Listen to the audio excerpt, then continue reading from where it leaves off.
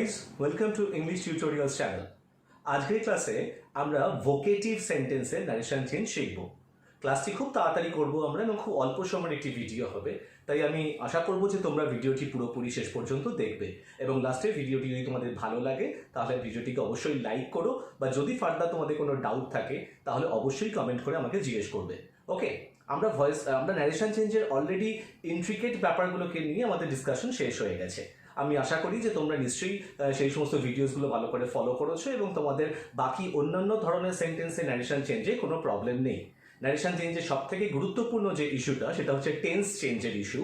সেটা আমি already clear করে দিয়েছি তোমাদেরকে অত্যন্ত ছোট একটি ভিডিওর মাধ্যমে, আর আমি শিওর যে তোমরা নিশ্চয়ই সেই ভিডিওটি ভালো করে ফলো করেছো, ফলে টেন্স চেঞ্জ নিয়ে তোমাদের আর কোনো প্রবলেম নেই। তাহলে আজকের আলোচনাটা আমরা ভোকেটিভ সেন্টেন্স নিয়ে করব।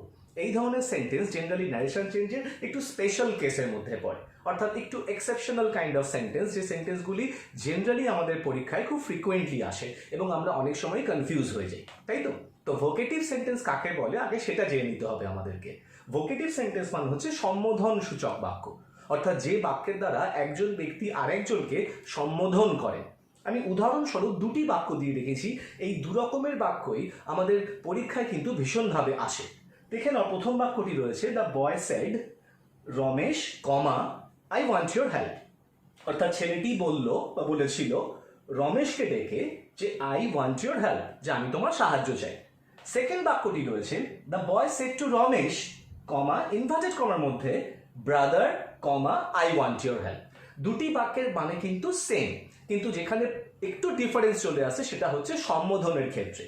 প্রথম বাক্যটিতে ছেলেটি রমেশকে ডাইরেক্টলি তার নাম ধরে সম্বোধন করে তার বক্তব্য বলেছে, এবং দ্বিতীয় বাক্যটিতে দেখো রমেশ কথাটিকে ইনভার্টেড কমার বাইরে রাখা হয়েছে এবং ইনভার্টেড কমার মধ্যে রয়েছে ব্রাদার কথাটি। এখানে ব্রাদার অর্থাৎ ভাই কথাটি সম্বোধন সূচক হিসেবে ব্যবহার করা হয়েছে। অর্থাৎ এই বাক্যটির মানে দাঁড়াচ্ছে ছেলেটি রমেশকে বলল ভাই আই ওয়ান্ট ইউর হেল্প, আমি তোমার সাহায্য চাই। তাহলে আমাদের পরীক্ষায় এই দুই রকম ভাবে সম্বোধন সূচক বাক্যের অর্থাৎ ভোকেটিভ সেন্টেন্সের ন্যারেশন আসতে পারে। তাহলে এই ধরনের বাক্যের ক্ষেত্রে আমরা কিরকম ভাবে ন্যারেশন চেঞ্জটি করব সেটা এবার আমরা দেখে নেওয়া যাক তাহলে ওই দুটি বাক্যের উত্তরটা কি হবে। দেখো, প্রথম বাক্যটিতে কি ছিল না, রমেশ ছিল ইনভার্টেড কমার ভিতরে, ছেলেটি ডাইরেক্টলি রমেশ নামক একটি ছেলের নাম ধরে সম্বোধন করে বলেছিল। সেই জন্য এরকম ধরনের উদাহরণ যখন তোমরা পাবে তখন সেটিকে অর্থাৎ নামটিকে আমরা ইনভার্টেড কমার বাইরে বার করে আনবো। অর্থাৎ দ্য বয় টোল্ড রমেশ আমরা ডাইরেক্টলি এখানে করে দিলাম, তারপরে আমরা এখানে লিঙ্কার ব্যবহার করেছি, তারপরে এই আই ওয়ান্ট ইউর হেল্পটা হি ওয়ান্টেড হিজ হেল্প, এটা আমাদের টেন্স চেঞ্জের এবং প্রোনাউন চেঞ্জের নিয়ম অনুযায়ী করেছি। তাহলে এখান থেকে কি জানা গেল না, যদি কোনো বক্তা কোনো একজন ব্যক্তিকে তার নাম ধরে ডাইরেক্টলি সম্বোধন করে এবং সেই নামটি যদি ইনভার্টেড কমার মধ্যে থাকে তাহলে সেই নামটিকে আমরা বাইরে বার করে আনবো, অর্থাৎ যেরকমভাবে এখানে করা হয়েছে, অর্থাৎ দি বয় টোল্ড রমেশ ডাইরেক্টলি করে দেবো, তারপর লিঙ্কার বসিয়ে নর্মাল আমরা যেরকম ভাবে ন্যারেশন চেঞ্জের নিয়ম শিখেছি সেই অনুযায়ী বাকি অংশটুকুনি ন্যারেশন চেঞ্জ করব। ঠিক আছে, কিন্তু এর পরের বাক্যটিতে এখানে বলাই ছিল দি বয় সেড টু রমেশ, অর্থাৎ ছেলেটি রমেশকে বলেছিল, অর্থাৎ রমেশ এখানে ইনভার্টেড কমার বাইরেই রয়েছে। তাহলে এখানে সম্বোধন কিরম ভাবে করা হয়েছে রমেশকে না ব্রাদার বলে। যখন এইরকম ধরনের উদাহরণ পাবে তোমরা তখন এই নিয়মটি ফলো করতে হবে, এটা মাথায় রাখবে।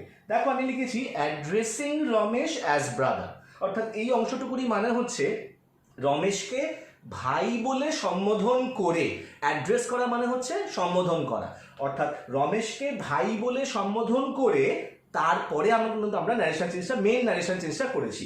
দি boy told him that he wanted his help, অর্থাৎ যখন তোমরা কোনো একজন ব্যক্তির নাম ইনভার্টেড কমার বাইরে পাবে এবং ইনভার্টেড কমার ভিতরে এমন কোনো শব্দ পাবে যে শব্দের দ্বারা ওই ব্যক্তিকে উদ্দেশ্য করে বা সম্বোধন করে কিছু বলা হচ্ছে, তখন অ্যাড্রেসিং কথাটা কিন্তু আমাদেরকে ব্যবহার করতে হবে, এটাই কিন্তু প্রপার নিয়ম। তাহলে অ্যাড্রেসিং ব্যবহার করে কি বলে অ্যাড্রেস করেছে সেটাও কিন্তু এখানে আমাদেরকে লিখে দিতে হবে। তাহলে আশা করি এই দুটি উদাহরণ নিয়ে তোমাদের মধ্যে আর কোনো ডাউট নেই। যদি তাও তোমাদের মধ্যে কোনো কোশ্চেন থাকে তাহলে তোমরা প্লিজ তোমাদের যাবতীয় কোশ্চেন কমেন্ট করে আমাকে জানিও, আমি তোমাদের কোশ্চেন বা তোমাদের ডাউটের ক্লারিফিকেশন দিয়ে দেবো। আর ইন দ্য মেনটেন যদি ভিডিওটি তোমাদের ভালো লেগে থাকে বা নাও ভালো লেগে থাকে তাহলে লাইক বা ডিসলাইক যেটা ইচ্ছে তোমরা করতে পারো। আর যদি মনে হয় যে ইংলিশ টিউটোরিয়ালস তোমাদের হেল্প করছে গ্রামারে বা টেক্সচুয়াল পিসেস বা লিটারেরি পিসেসগুলোর ক্ষেত্রে, তাহলে প্লিজ চ্যানেলটিকে সাবস্ক্রাইব করো, বেল আইকনটাকে প্রেস করে রেখো যাতে তোমরা ফিউচার আপলোডগুলি মিস না করো। In the meantime stay safe, ভালো থেকো, keep watching English tutorials, keep learning, and thank you so much for giving me your time. Thank you.